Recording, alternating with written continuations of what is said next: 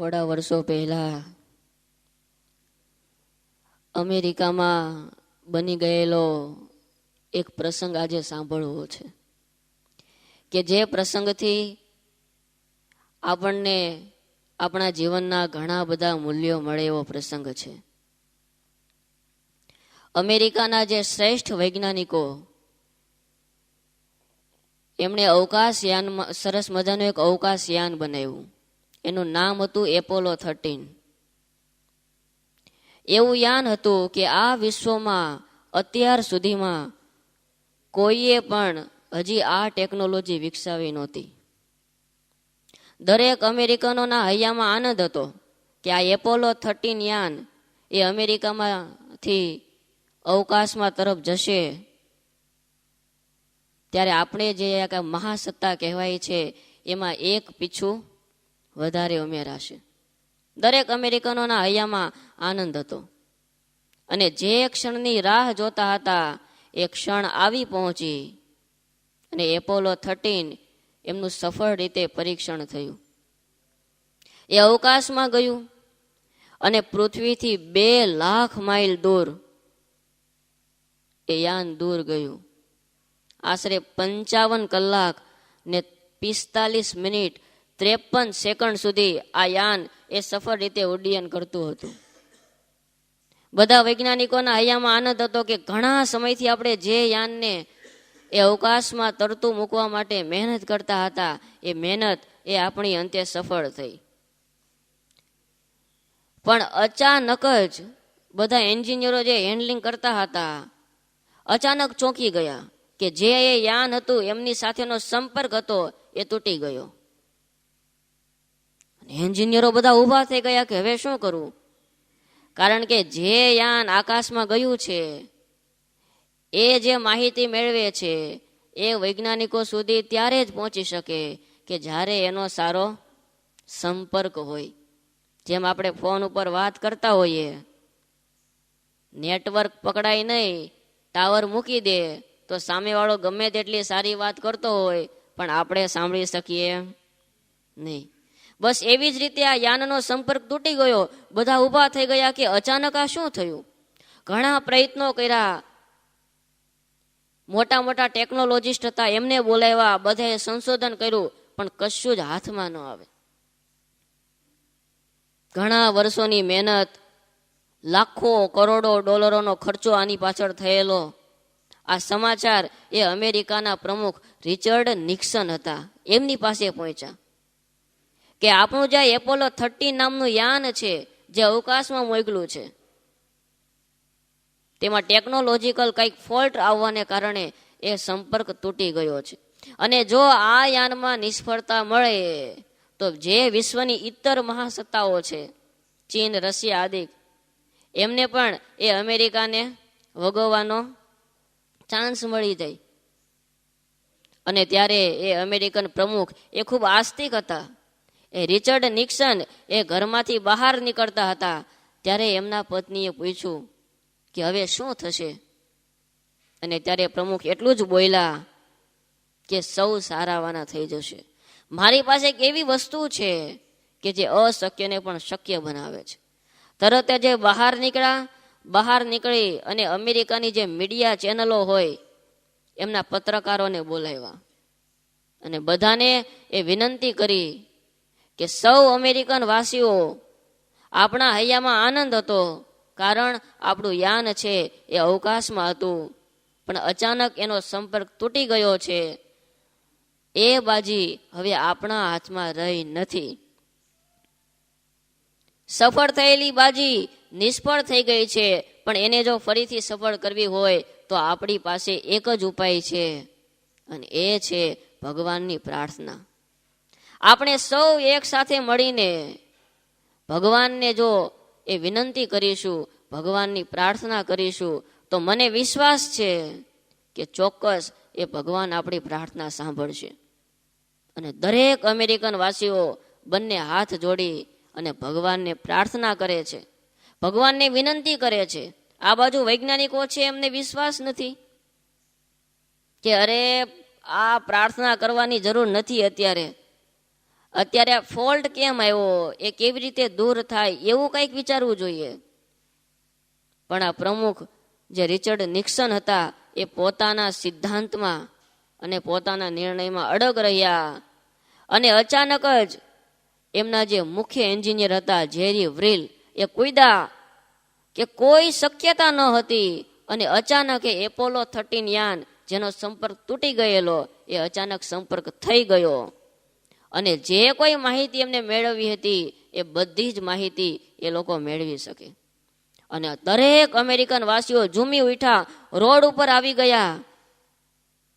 અને બધાએ સ્વીકાર્યું કે આ યાન કોઈ રીતે આપણા સુધી માહિતી પહોંચાડી શકે નહીં, પણ એનો સંપર્ક થયો. એમની પાછળ કોઈ એવી ઈશ્વરીય ચેતના હતી, કોઈ એવી ભગવાનની પ્રાર્થના કે જેને કારણે આ સંપર્ક થયો. ત્યારે ભગવાનની પ્રાર્થના, ભગવાનની સ્તુતિ એવી છે કે કોઈ પણ જીવ જો ભાવથી ભગવાનની પાસે જાય, ભગવાનને વિનંતી કરે, સ્તુતિ કરે, તો એ ભગવાનના તમામ ગુણો એમના જીવનમાં આવે છે. એમના જીવનમાં ગમે તેવી મુશ્કેલી હોય, તે મુશ્કેલી પણ દૂર થાય છે. ત્યારે પ્રાર્થના શબ્દ તો આપણે બધાએ સાંભળ્યો છે. બાળ મંદિરમાં હતા ત્યારથી એ સ્કૂલમાં જતા હોઈએ તો સરસ મજાની એ પ્રાર્થનાઓ ગવાતી હોય, સાથે આપણે પણ એ પ્રાર્થના ગાતા.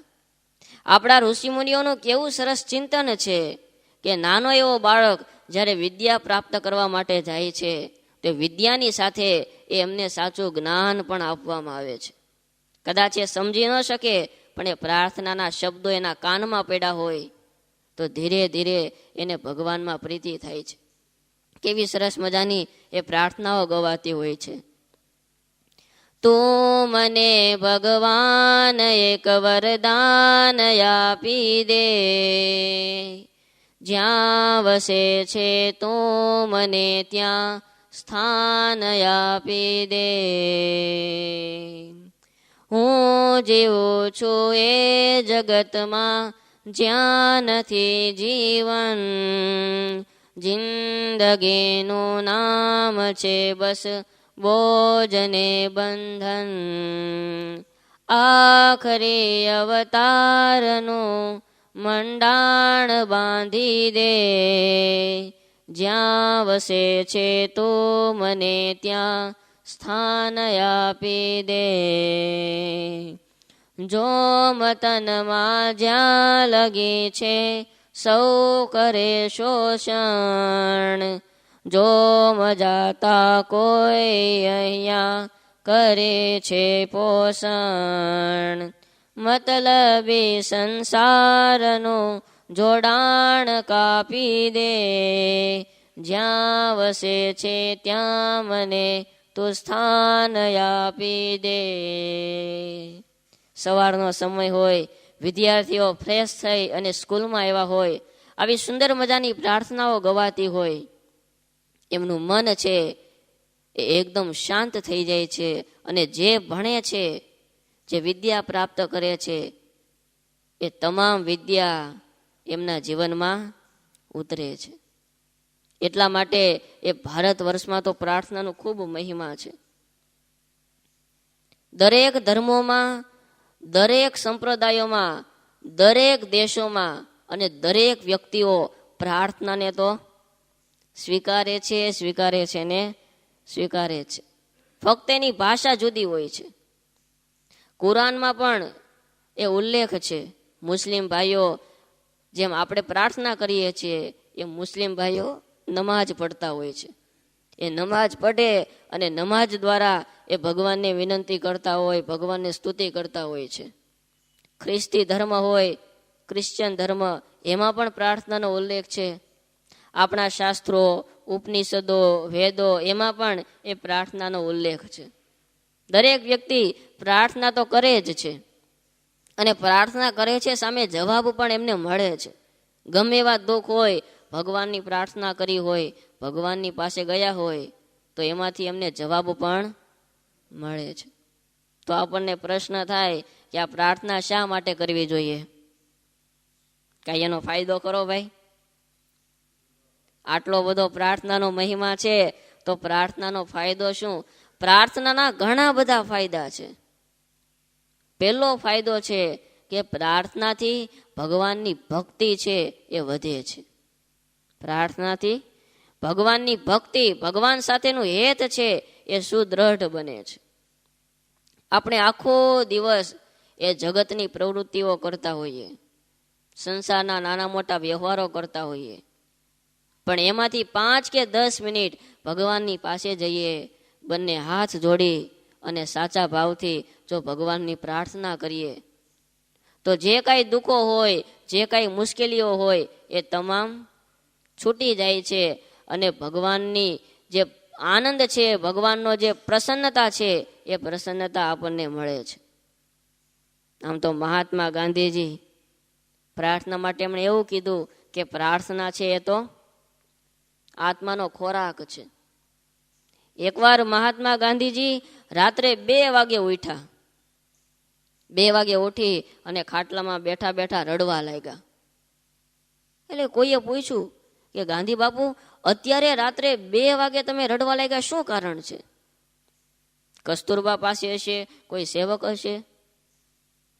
અને ત્યારે ગાંધી બાપુ એટલું જ બોલ્યા કે મારી રડવા પાસેનું કોઈ કારણ નથી.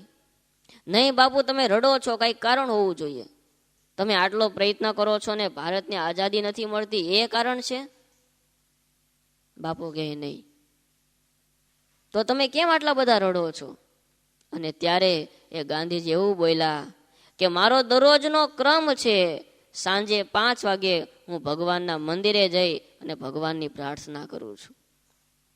પણ આજે મારે થોડા કામ હતા, એને કારણે હું ભગવાન પાસે જઈ શક્યો નથી, ભગવાનની પ્રાર્થના કરી શક્યો નથી. એટલા માટે એ મને રડવું આવે છે કે આટલી બધી ભગવાને એ આપણને સાધન, સુખ, સગવડ આપ્યા છે અને આપણે 5 મિનિટ પણ ભગવાનની પાસે ન જઈ શકીએ તો આપણી જેવા કૃતજ્ઞ કોણ કહેવાય? એટલા માટે એ હું રડું છું. દુનિયામાં જે કોઈ મહાપુરુષો થઈ ગયા એ તમામ ભગવાનની પાસે ગયા છે, ભગવાનની પ્રાર્થના કરી છે. મહાત્મા ગાંધીજી રાત્રે 2 વાગે રડે છે, એની પાછળનું કારણ કે આજે એ મારાથી પ્રાર્થના નથી થઈ. ત્યારે ભગવાનના ભક્તો હોય એ ભગવાનના મંદિરે જઈએ ત્યારે ભાવથી, એક હૃદયના સાચા ભાવથી એ ભગવાનને પ્રાર્થના થવી જોઈએ. જે કોઈ મહાપુરુષો થયા એમના જીવનમાં પ્રાર્થનાએ ખૂબ મહત્વનો ભાગ ભજવ્યો છે. આપણા ગુરુદેવ શાસ્ત્રીજી મહારાજને યાદ કરીએ. જ્યારે સ્વામી ઉના મંદિરનું બાંધકામ ચાલુ હતું અને શિખર બાકી હતા, સ્વામીના ભાગમાં સેવા આવી અને જ્યારે શિલા એ ઉપર ચડાવતા હતા એ દોરડાથી બાંધેલી, કારણ કે ત્યારે તો આજની જેમ ટેકનોલોજી હતી નહીં કે મશીનથી ચાપ દબે ને તરત ઉપર પહોંચી જાય.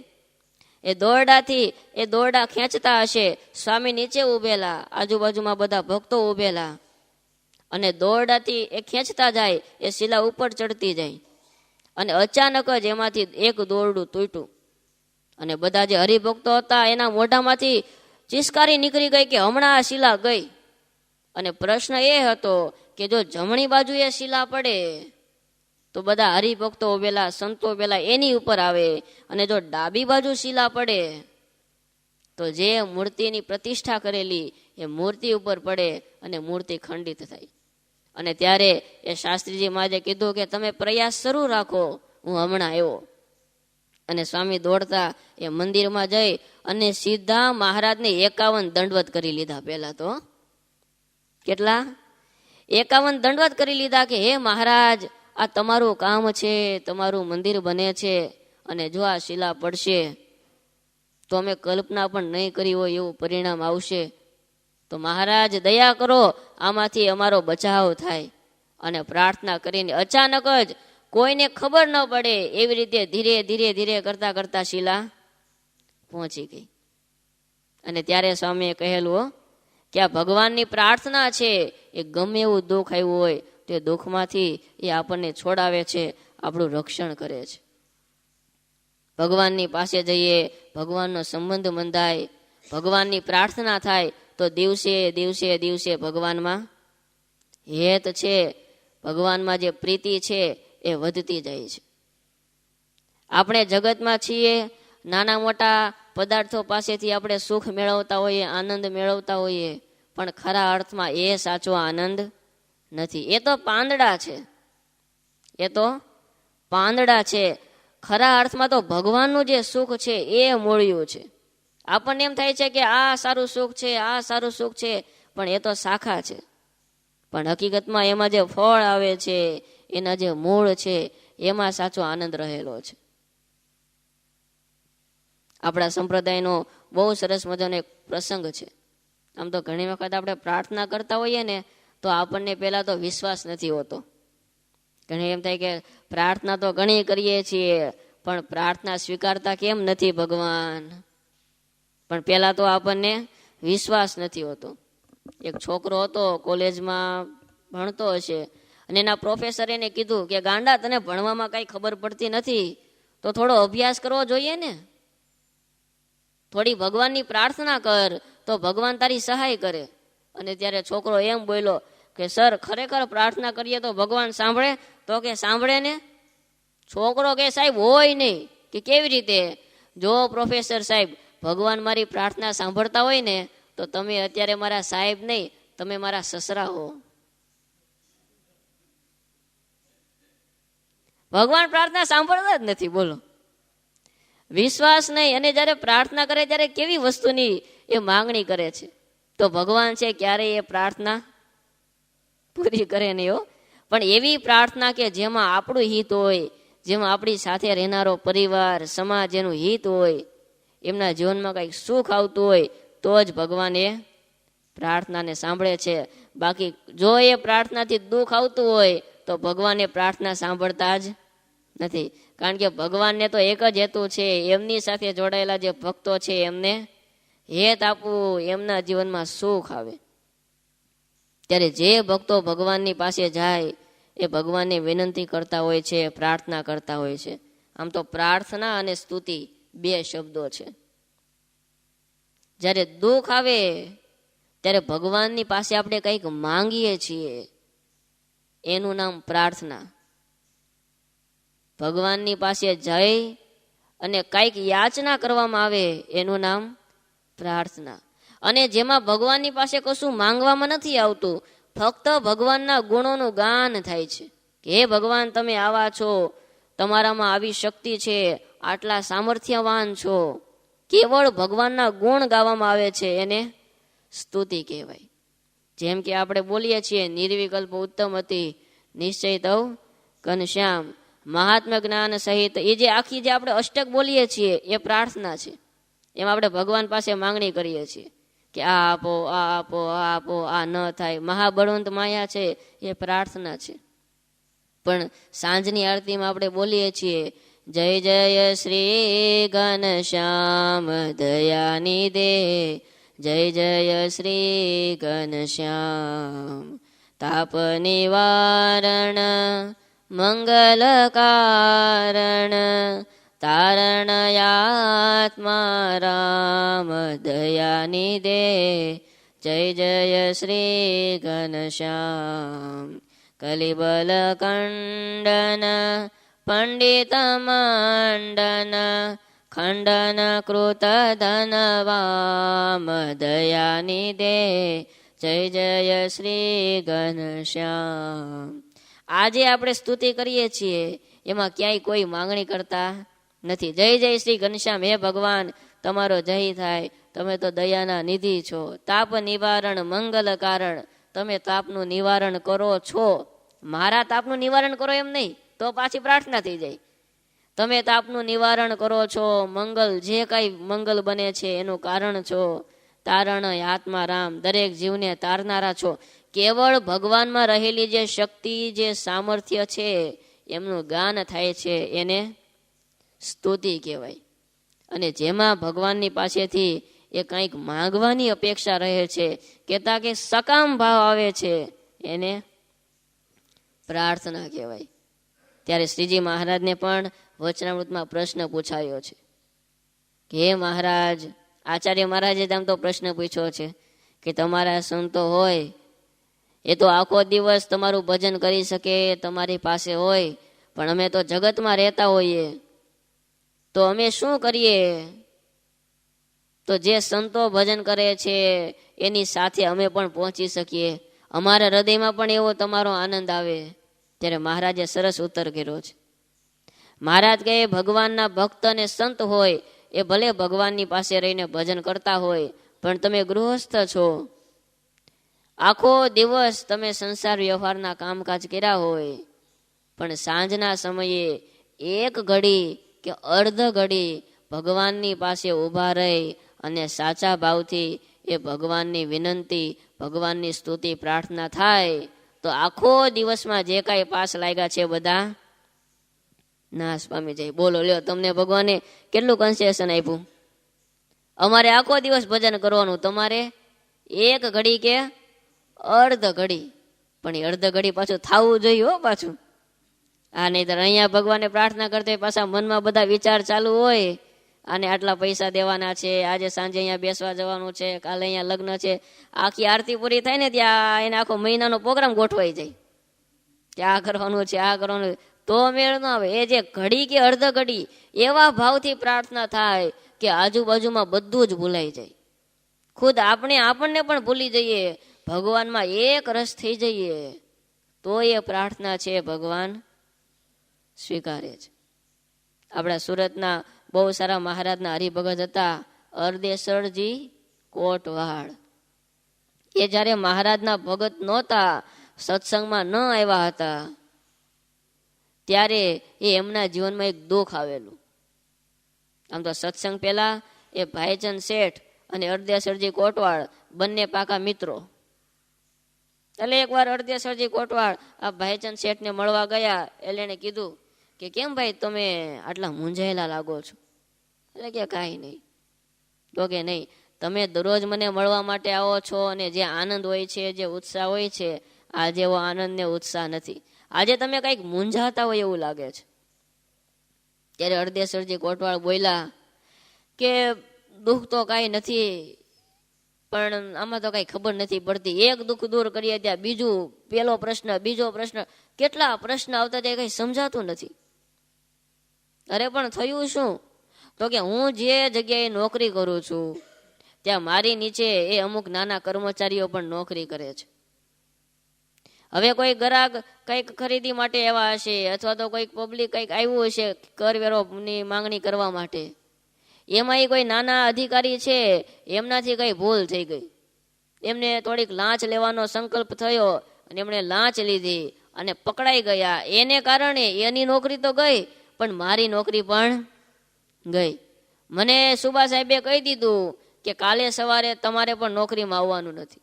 મારો તો કાંઈ વાંક નથી શેઠ, હું તો નિર્દોષ છું, છતાં પણ એ મારી પર આવું દુઃખ આવ્યું છે, તો તમારી પાસે આનો કોઈ ઈલાજ છે? ભાઈચંદ શેઠ કે ઈલાજ છે ને. ત્યાં એ બોલ્યા કે હા, મને એવું લાગે છે કે કોઈ એવા મહાપુરુષ કે કોઈ એવા સંત મહાત્મા ઓલિયા ફકીર હોય ને, એ જો આશીર્વાદ આપે ને તો કામ થાય. એવા કોઈ અત્યારે છે? અને ત્યારે આ ભાઈચંદ શેઠને થયું કે હવે સારામાં સારી તક આવી છે. ભાઈચંદ શેઠ કે એ એવા સંત મહાપુરુષોના આશીર્વચન તો ફળે, એમાં કોઈ શંકા નથી, પણ એમને તમે અત્યારે ક્યાં ગોતવા જાશો? તમને અત્યારે એવી દવા આપું, તમારું તરત દુઃખ દૂર થઈ જાય, પણ તમારે ભાવથી એ કરવું પડે. તો કે વાંધો નહીં, તમે જે કહો તે કરું. અને ત્યારે અરદેસરજી કોટવારે કીધું કે જો એ અમારા ભગવાન સ્વામિનારાયણ કહેવાય છે, બીજા ભગવાન હોય એમની પાસે જઈએ, સ્તુતિ કરીએ, ત્યારે એ દુઃખ દૂર કરતા હશે, પણ અમારા ભગવાન તો એવા મોટા છે કે કેવળ એ ભગવાનના નામનું સ્મરણ કરવામાં આવે ને તો પણ બધા દુઃખો દૂર થઈ જાય છે. ગુણાતીતાનંદ સ્વામીએ વાતોમાં લખ્યું કે મૂંઝવણ આવે ત્યારે સ્વામિનારાયણ સ્વામિનારાયણ ભગવાનનું ભજન કરવું, તો એ ભજન કરતા કરતા એ ગમે એવી મૂંઝવણ હોય તે મૂંઝવણ દૂર થઈ જાય છે. અને મૂંઝવણ આવે ને ત્યારે ભજન કરવું. નહીતર આજે ઘણી વખત મૂંઝવણ આવે તો તાપી નદી ગોતે કે પંખો ગોતે ને પછી અચ્યુતમ કેશવમ પૂરું કરી દે, પણ એ સાચું ડિસિઝન નથી. સાચું ડિસિઝન એ છે આ દુનિયામાં કોઈ પણ એવો પ્રશ્ન નથી કે એનું સોલ્યુશન ન હોય. જો એનું સંશોધન કરવામાં આવે અને દુઃખ ક્યાંથી આવ્યું છે, કેવી રીતે આવ્યું છે, એનું જો ચિંતન કરવામાં આવે અને ભગવાનની પાસે જઈને પ્રાર્થના કરવામાં આવે તો દરેક પ્રશ્ન એ હલ થઈ જાય છે. ત્યારે મૂંઝવણ આવેલી અને ત્યારે આ ભાઈચંદ શેઠે કીધું કે જો ભાઈ, એ તમે છે ને એ ઘરમાં સ્નાન કરી અને ભગવાનનો ફોટો પધરાવી અને સ્વામિનારાયણ સ્વામિનારાયણ મંત્રનું ભજન ચાલુ કરો.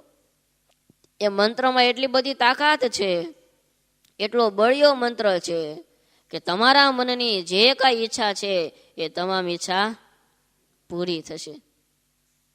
અને હળદેસરજી કોટવાડ તો દુઃખી હતા અને બેસી ગયા. સ્વામિનારાયણ સ્વામિનારાયણ સ્વામિનારાયણ ભજન ચાલુ કરી દીધું. સાંજે વાળું પાણી કરવા માટે પણ ન બેઠા. ઘરના સભ્યોને ના પાડી દીધી કે આજે મને કોઈ બોલાવતા નહીં, બસ આજે મારે ભગવાનનું ભજન કરવું છે. સ્વામિનારાયણ સ્વામિનારાયણ ભજન કરતા કરતા જ્યાં સવારે 9 વાગ્યા ત્યાં સામેથી એ રાજા હતા એમનો કાગળ આવ્યો કે રાજા તમને બોલાવે છે. અને હળદેસરજી કોટવાડને થયું કે એક તો નોકરી ગઈ છે, ઉપરથી જેલ નો આવે તો સારું, કારણ કે આ બીજી વાર કહેણ આવ્યું છે.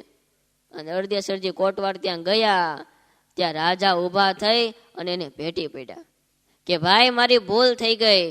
હકીકતમાં દોષી તમે નહીં, તમારી નીચેના જે નીચલી કેટેગરીના જે વ્યક્તિઓ છે એમણે ભ્રષ્ટાચાર કરેલો, એમણે લાંચ લીધેલી, એટલે તમારો વાંક નથી, વાંક તો એમનો છે. એમને મેં છૂટા કરી દીધા છે અને આજથી તમારી નોકરી પાછી શરૂ થઈ જાય છે. અને પ્લસ આજે મેં તમને છૂટા કર્યા ને દુઃખ દીધું એ બદલ તમારો જે પગાર હતો એમાંથી આજથી 5% વધારો.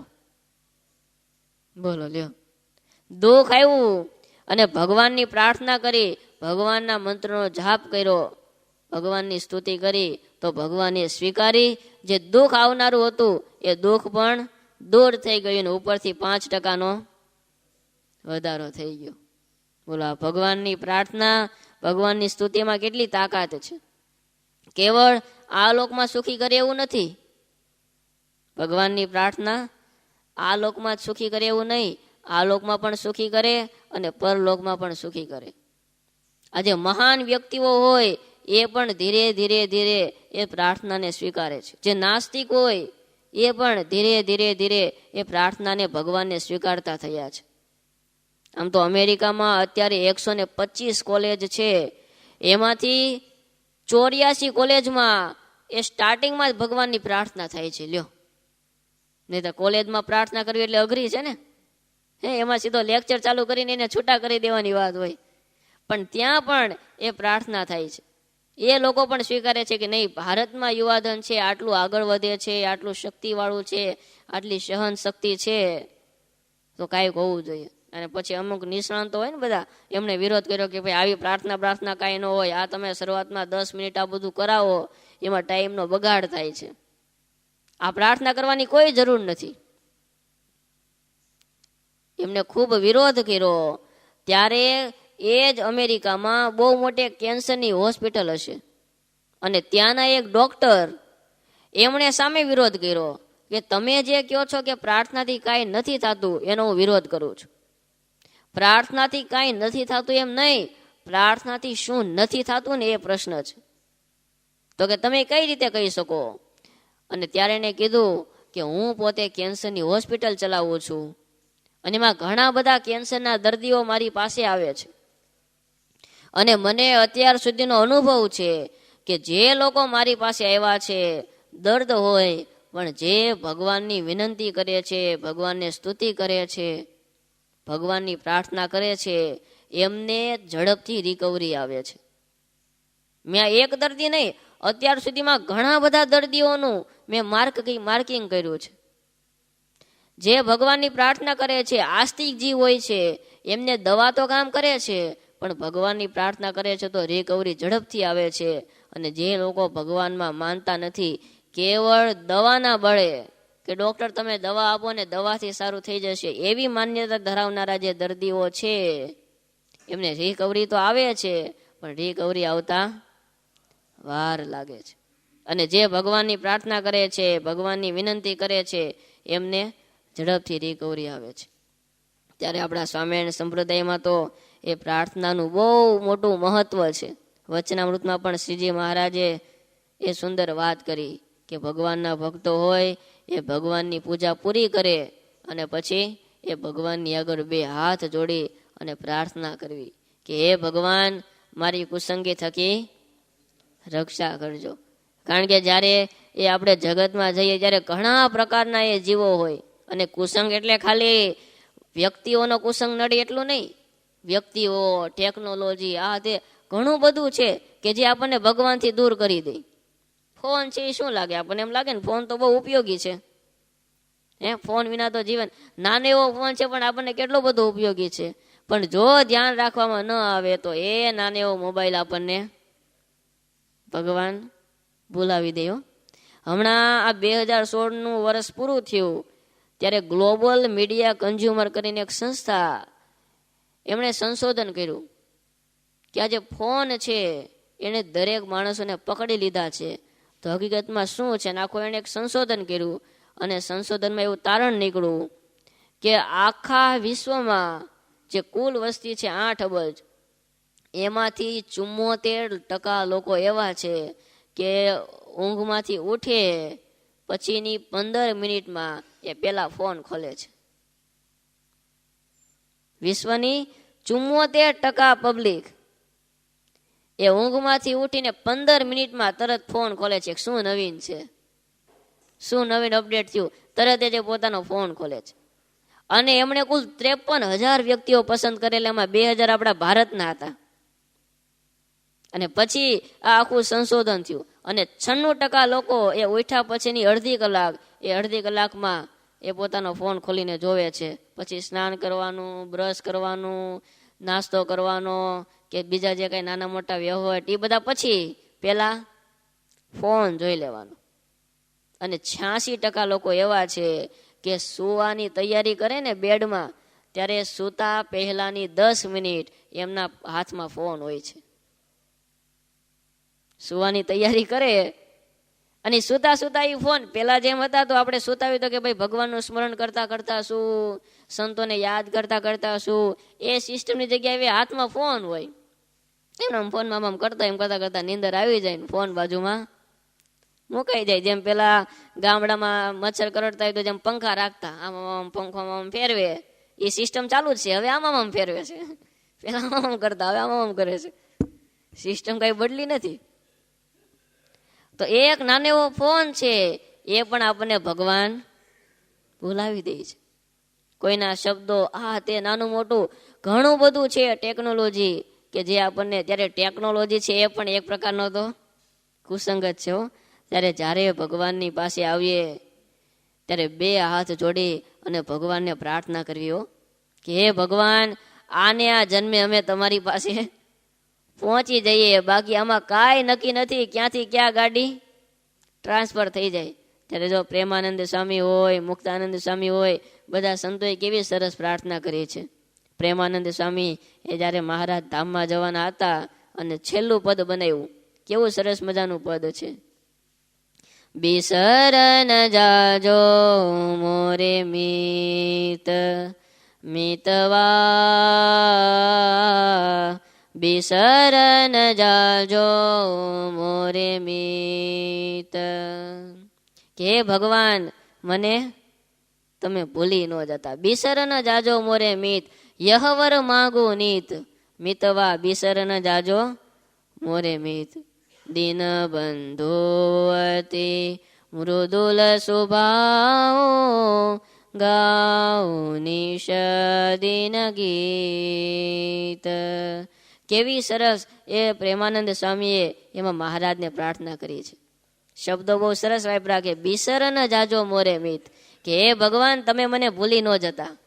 હું તો જીવ છું, માયામાં રમનારો છું, એટલે કદાચ અમે તમને ભૂલી જઈએ પણ તમે અમને ભૂલતા નહીં.